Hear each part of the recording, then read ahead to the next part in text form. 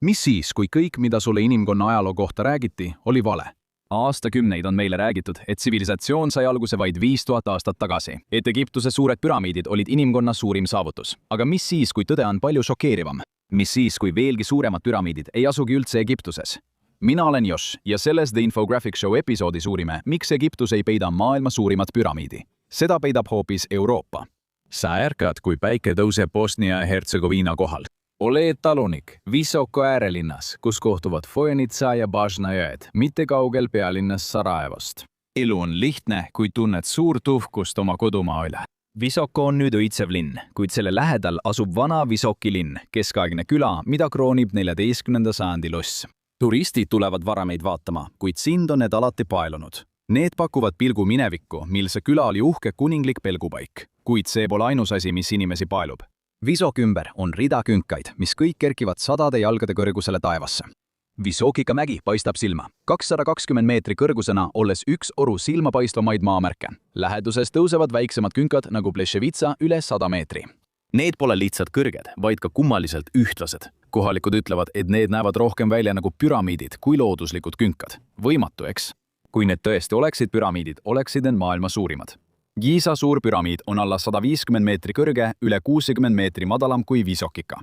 Inimesed on aastakümneid spekuleerinud, kuid keegi pole midagi kinnitanud. Sina kavatsed seda muuta. Otsustad võtta järgmise kuu põllutööst vabaks. Sõber nõustub sinu maad valvama, kuni sina suundud küngaste poole.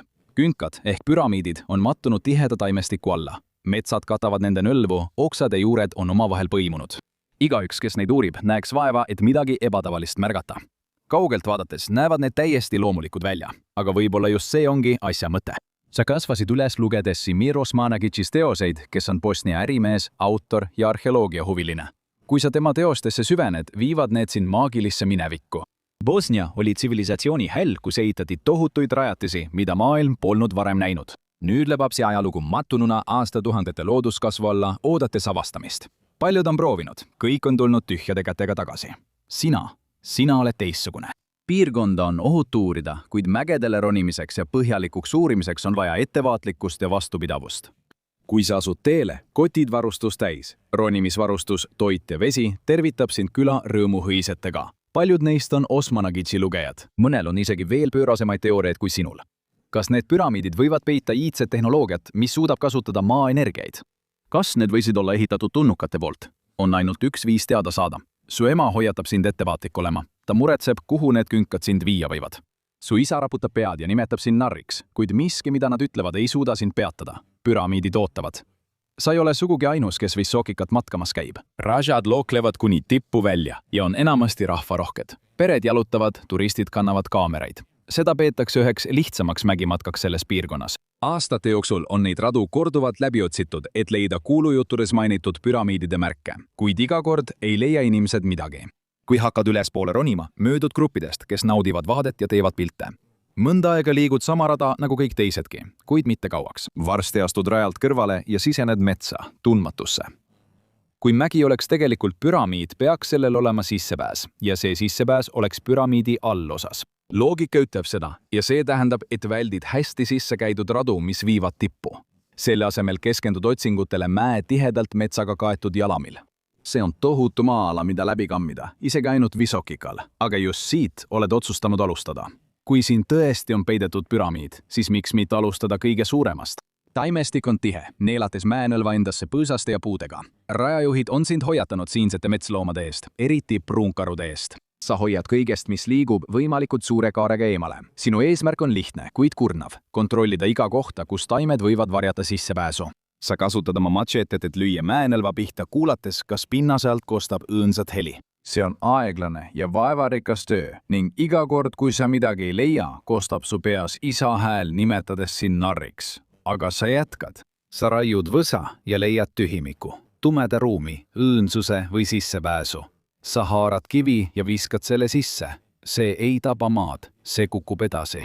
Kaja tuleb tagasi. Sügav ja koopalik, kuristik. Kas see võib tõesti olla? Kogu väsimus su kehas kaob silmapilkselt.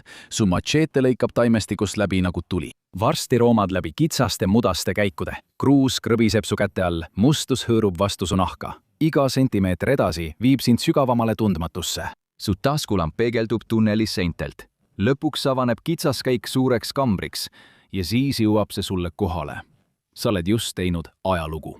Sa oled tohutus kivist välja raiutud aatriumis. See peab olema tuhandeid aastaid vana. Seinad on kaetud keerukate mustritega, peaaegu unustatud tsivilisatsiooni jäänustega. Keskel sirutuvad tohutud kiviehitised taeva poole, ideaalselt joondatud, võimatu neid mitte märgata.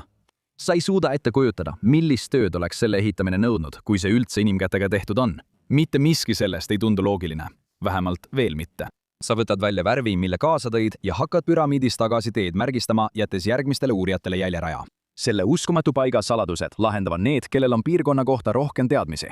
Sina oled avastanud Bosnia suurima saladuse, kuid see, mis tegelikult nendel küngastel juhtus, on veelgi kummalisem. Kas selline lugu võiks tõesti tõsi olla? Kui teised inimesed kaevavad püramiide, oled sina juba parimal seiklusel, vaadates seda mugavalt oma ekraanilt. Pane like, jaga ja telli kanal. See on palju lihtsam kui mudas roomamine. Viimastel aastatel on paljud seiklejad alustanud teekonda Bosnia maapiirkonnast, otsides riigi iidset minevikku. Kõik nad tulid tagasi tühjade kätega, kuid huvi pole kadunud.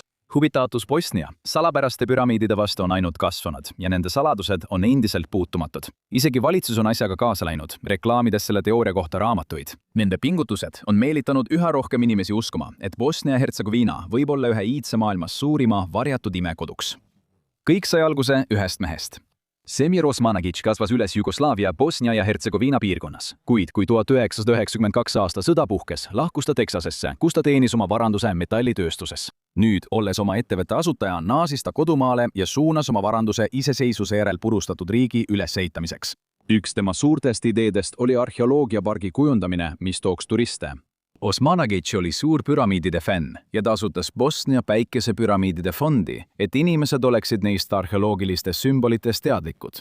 Oli ainult üks probleem. Keegi polnud kindel, kas need on püramiidid.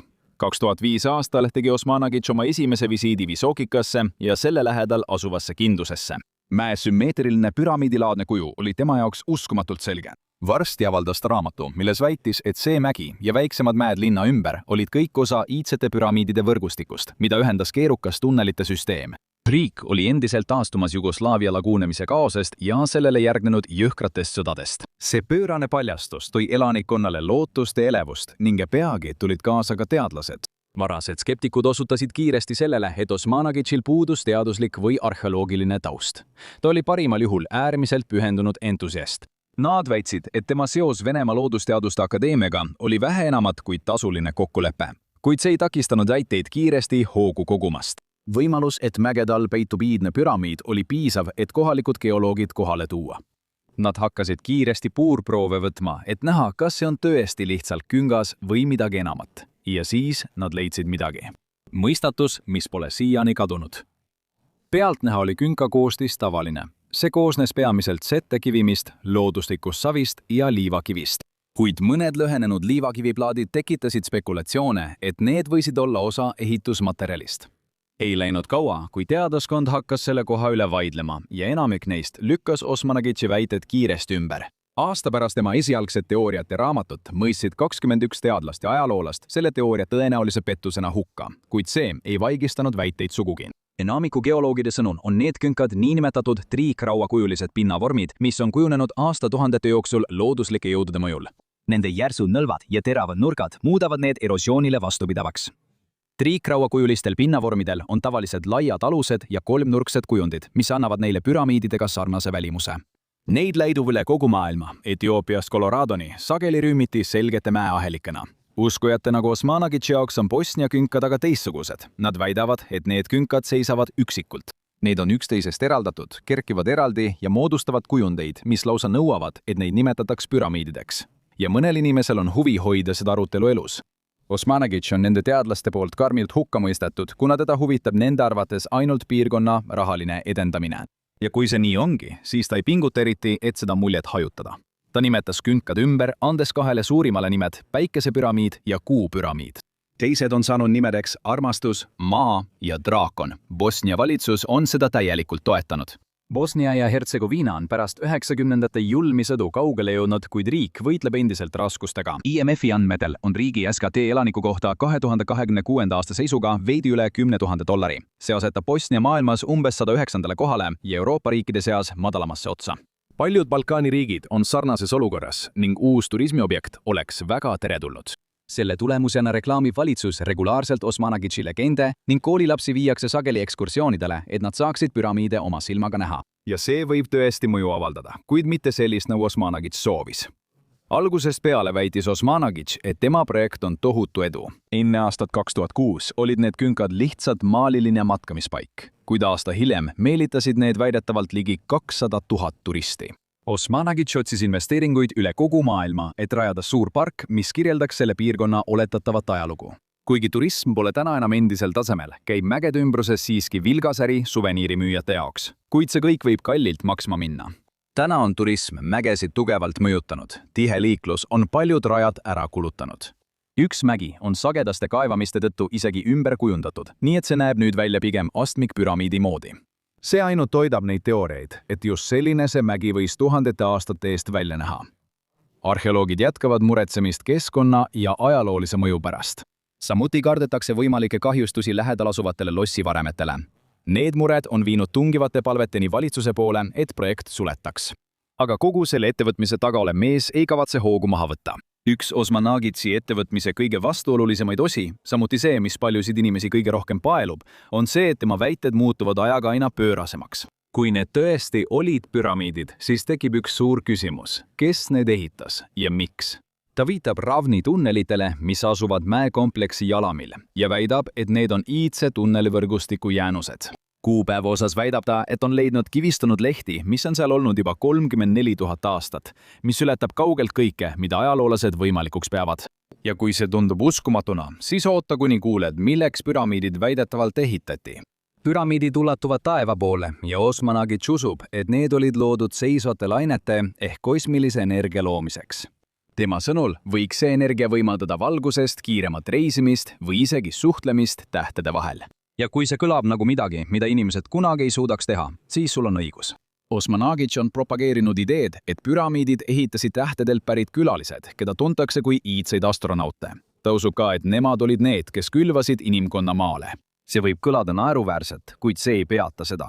Piisab vaid vaadata Ameerika edelaosa, et näha, kui palju inimesi paelub mõte tunnukatest või inimkonnast palju vanemast iidsest ajaloost. Nii nagu sellised linnad nagu Roswell on muutunud turismiobjektideks, näib sama saatus ootavat ka Visokika mäge ja selle naabermägesid. Kui arheoloogid vangutavad pead ja geoloogid apelleerivad mõistusele, võib Osmanagitš olla tabanud midagi, mis on mõistusest võimsam. See on kujutlusvõime jõud, mis nõuab, et kusagil peab midagi olema. Võib-olla on see juba siin. Olete näinud, kuidas kujutlusvõime võib mäed legendideks muuta, aga kuidas on lood saavutustega, mida inimesed väidetavalt ei suutnud saavutada? Et teada saada, vaadake videot, kas püramiidide ehitamine oli inimestele võimatu. Või klõpsake selle asemel sellele videole.